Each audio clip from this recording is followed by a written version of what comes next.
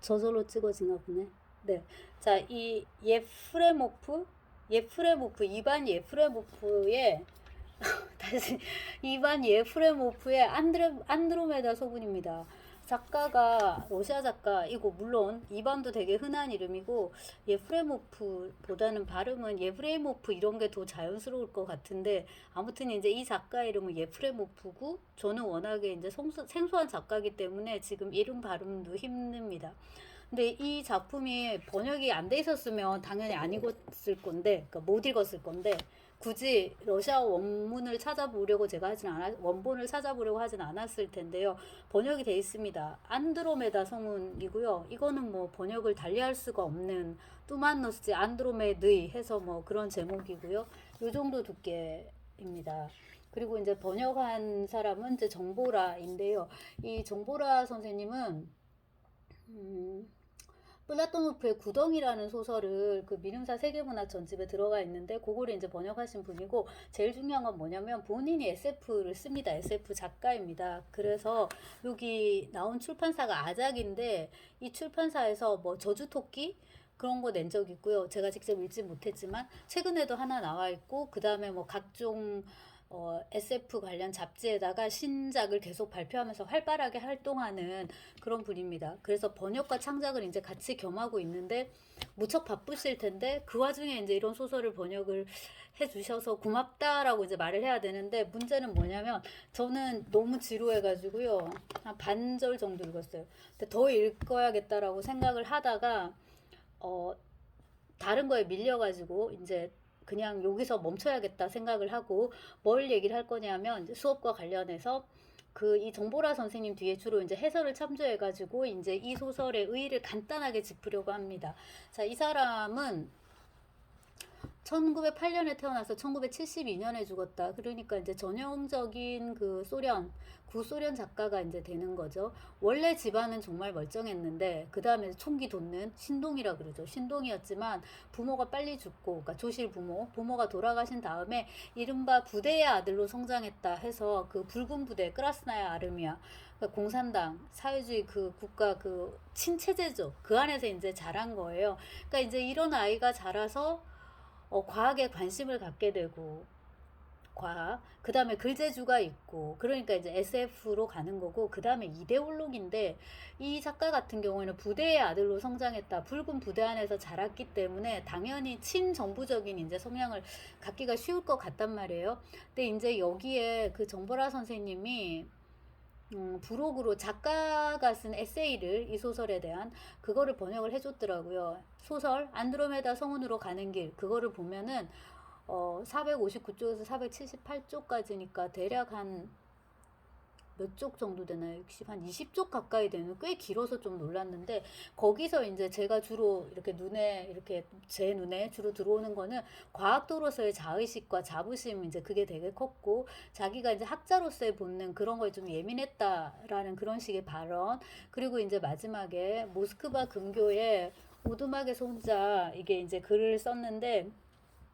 474쪽. 제가 지금 뭘 보냐면요, 노트북에다 이걸 정리를 해놓고 아직 출력은 하지 않았거든요. 왜냐하면 다른 레퍼런스들하고 같이 정리를 하고 있기 때문에. 자, 한편 안드로메다 성운을 쓸 때는 사람들이 말하듯이 나 자신을 다른 철로 위에 놓아야만 했다. 나는 가혹한 고립 상태에서 소설 작업을 했다. 모스크바 근교의 오두막에서 혼자 지냈고, 그때는 거의 아무도 만나지 않았으며 매일 쉬지 않고 글을 썼다. 내가 유일하게 자신에게 충전해 준 것, 내 나름대로 나 자신을 자극한 것은 별이 뜬 하늘을 관찰하는 일 뿐이었다. 그래서 저녁과 밤마다 나는 강력한 쌍안경으로 별들을 바라보는 것을 좋아했으며, 지평선에서 안드로메다 성운을 찾아보았고, 그런 뒤에는 다시 작업을 몰두하였다.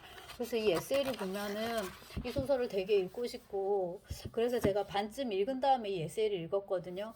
그래, 이렇게 감동적인 에세이를 쓴 사람의 작품이 재미없을 리 없어. 다시 집중하고 보자 했는데 너무 집중이 안 되는 거예요. 그 이유가 뭔가를 이 해설을 보면서 좀 짚어보면, 요것은 기본적으로 유토피아 문학입니다. 근데 여기서 정보라 선생님이 말하는 유토피아 문학의 조건이 뭐냐면, 1. 기존 유토피아 문학의 공식을 따른다. 2. 이상사회를 제시한다. 3. 작가가 의도적으로 이상사회를 이상적인 것으로 묘사하고 지지한다. 근데 사실 저는 이 분류법이 썩 와닿지가 않고 여기서 분류법에서 지금 제시한 기준이 굉장히 애매모호하다고 저는 느껴졌는데요. 먼저는 기존 유토피아 공식이 대체로 뭐냔 말이에요. 이거를 이제 조금 정확하게 정리를 해줘야 될 것 같은데, 왜냐면 이게 아주 논문이거나 이러면 이제 각주 처리를 할 수도 있고 그 논문을 읽는 사람들은 유토피아 문학의 조건이 뭔지를 알 거란 말이에요. 근데 이건 이제 역자 해제니까 역자 해설이니까 조금 더 풀어줘야 될 것 같다는 거죠. 근데 이제 대부분은 여행기 형식을 취하고 있고 대부분은 재미가 없다라는 공통점이 있다. 이 부분에서 너무나도 공감이 됩니다. 공감이 됩니다. 자, 다시 여행기 형식을 취하고 있다. 그 토마스 모어의 유토피아 같은 걸 떠올려 보시면 거기도 이제 누군가가 라파엘로, 예, 네, 이름이 결국 생각이 안 나네요. 그 라파엘로가 이제 여행을 갔다가 내가 이상사회를 봤다. 이걸 이제 화자한테 얘기해주고 화자와 라파엘로의 대화 속에서 유토피아가 묘사가 되듯이 여기도 이제 여행기 형식을 이제 취하고 있는데요. 여기 그 정보라가 짚어준 거 요 대목 되게 재미있어요. 유토피아 소설들은 되게 재미가 없다. 왜냐하면 유토피아는 이상사회고 이상사회는 이미 안정되고 완벽함으로 사건이라고 할 만한 불안정한 상황은 아무것도 일어나지 않기 때문이다. 이런 점에서 이제 여행기 형식이 유용하다는 거죠. 왜냐하면 유토피아 사회 자체는 재미가 없으니까 거기로 가는 여정을 묘사하는 참에 되게 재미나는 사람들을 만나게 하는 거예요. 거기서 이제 좀 갈등도 생기고 해가지고 그나마 조금 재미있게끔 이렇게 해보고 그 다음에 이제 도착했죠. 이상사회에 유토피아 사회에 도착을 했는데 그 여러 가지 그 이상사회 풍경들이 묘사가 될 텐데 그거를 여행객의 시선으로 묘사하면서 낯설게 하기 효과를 극대화한다. 이렇게 이제 볼 수 있을 거란 말이에요. 이런 식의 이제 기법을 이제 생각할 수 있습니다. 그래서 이제 요거를 유토피아 문학의 전범으로 이제 보고요. 또 하나는 뭐냐면 SR, 소셜리스트 리얼리즘, 사회주의 리얼리즘의 어떤 공식에 제가 볼 땐 이건 99% 따르는 것 같은데 이제 해설자의 설명은 이제 그 공식을 변주한다. 그러니까 90% 정도 따르면서 10% 변주. 저는 그렇게 이해를 했습니다. 그 다음에 이제 사회주의 리얼리즘이 뭐냐와 관련해서는 그 카테리나 클락이라고 굉장히 유명한 여성학자가 있는데요. 그 사회주의 리얼리즘 소셜리스트 리얼리즘 나벌 에저 무슨 리추얼인가 하는 책이 있습니다. 그거를 제가 요약을 해가지고 이 채널에 어디 요약해 놓은 게 있어요. 작년에 찍었는데 그거를 그대로 이제 번역 요약을 해 주셨더라고요. 근데 그게 되게 중요한 게 소비에트 리얼리즘 소설의 공식이 뭔지를 알아야지 우리가 이제 그거의 변주를 알 수가 있잖아요. 근데 이제 이거는 유토피아 소설이고 소비에트 사회라는 거는 당시 이제 러시아인들 그 레닌을 비롯한 그런 혁명가들이 이상 사회라고 유토피아라고 생각하고 혹은 유토피아가 되기를 꿈꾸면서 만든 사회인 거잖아요. 그러니까 당연히 그게 이상 사회 유토피아인데 그거를 이제 SF, 사이언스, 특히나 이제 이거는 스페이스 오페라, 우주를 이제 배경으로 해서 펼쳐지는 그런 이제 SF 장르란 말이에요. 그러니까 이제 다 같이 결합하는 거죠. 사회주의가 꿈꾸었던 이상사회 유토피아 더하기 그 다음에 이제 우주론적 차원의 SF 두 개를 이제 결합해서 쓰는 건데 이제 막상 소설은 보면은 제37 성난 탐사대 예, 선장이 있어요. 에르그 선장이 있고 항해사가 니자인데 둘이가 사랑해요. 근데 이제 이게 또 SR 소설의 이제 도식을 따르는데 둘이가 뭐야? 과업의 완성을 위해서 사사로운 감정, 개인적인 감정 이런 걸 이제 억누르는 걸로 그 둘의 이제 사랑은 또 성사되지 않고 그밖에 뭐 베트르, 베다 뭐 이런 인물들이 나오고 무벤마스 또 아프리카인이 또 하나 나오고요. 이 또 베다콩 이 사람의 조순가가 이름이 미코 에이고예요. 그러니까 이게 일본인이에요. 일본 해녀의 이제 후예인 걸로 나와서 굉장히 코스모폴리탄적인 전 세계가 여기다 모여 있는 이제 그런 식의 설정입니다. 근데 이제 이야기 자체가 저는 그렇게 재밌지 않아가지고 몰입을 거의 못했는데 역시나 이제 역자의 도움을 빌려보면 과학 기술과 지식이 고도로 발달한 사회에서 지금 우리보다 몸도 마음도 훨씬 더 건강한 유토피아의 사람들이 우주에 도전하여 다른 행성의 지적 생명체와 접촉하는 이야기다 라고 이제 요약을 했고요. 그리고 이제 생물학, 고고학 본인이 연구를 했으니까 이 에프레모프는 그 다음에 재밌었는데 그런 걸 이제 공부했던 학자로서 생명체가 지적으로 발달하면 반드시 인간과 비슷한 모습을 가지게 될 것이라고 믿었고 그렇게 지능이 발달하면 파괴하는 게 아니라 건설한다. 그리고 서로도 힘을 합치려고 한다. 그러니까 공감 능력과 도덕성 이런 게 더 커질 것이다. 협력하고 협동하게 되고 더 발전하게 될 것이다. 정말로 유토피아죠, 그죠? 그래서 이런 이제 유토피아 소설 꿈 되게 좋아요. 생각은 되게 좋은데 이제 참 소설로서 좀 그랬다는 거라 오히려 이제 다른 식으로 가는 소설 이렇게 유토피아다 했는데 알고 보니 이건 디스토피아다. 디스토피아로 판명된 그런 이제 소설들.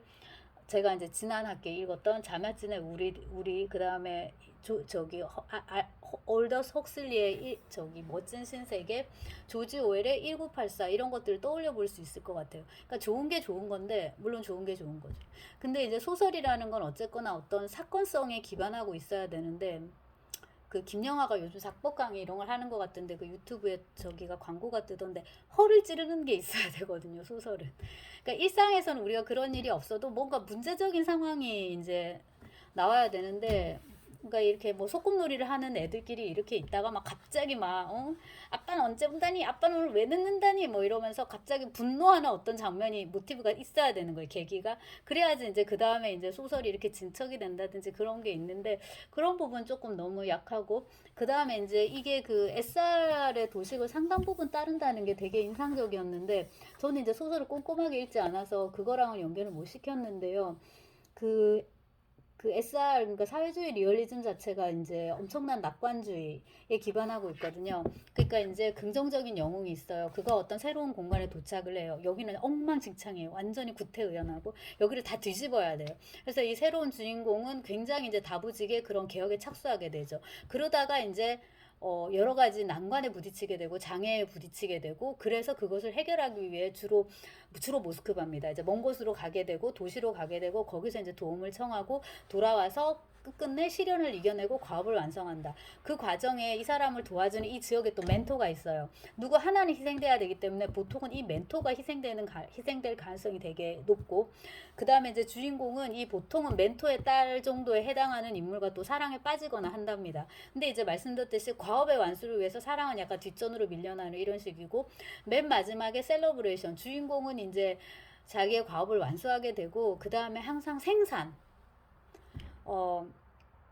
뭐 건축물을 시도를 했으면 그게 완성이 되고 그 다음에 뭐 이러저러한 물건의 생산을 했으면 그 물건의 생산이 완료되고 아니면은 출생 그것도 생산인 거잖아요. 그러니까 아이가 새로 태어난다든가 아니면은 고아인 아이를 데리고 들어오게 된다든가 어떤 공간으로 아니면은 그 셜로호프의 소설을 보면은 동물들도 애를 되게 많이 낳아요. 뭐 사람이 애를 낳지 않으면 저쪽에 마구간에서 망아지가 새로 태어난다든가 하는 식의 이제 생산, 출산이 많아요. 그래서 이 SR 소설은 많은 부분 생산 소설, 프로덕티브 나블도이기도 합니다.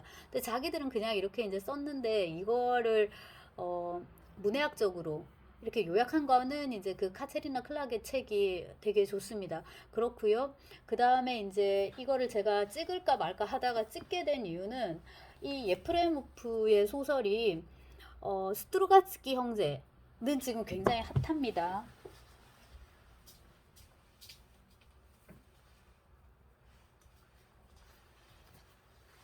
지금 제가 책이 그 사물함에 스터디 카페에 사물함에 있어가지고 요거밖에 없는데 노변의 피크닉이 제일 유명하고 이제 현대문학인데요. 여기서 이제 스트로가츠키 작품선을 다 낼 건가 봐요. 신이 되기는 어렵다. 그 다음에 얼마 전에 나온 죽은 알피니스트, 죽은 등산가의 호텔 그런 거를 또 냈어요.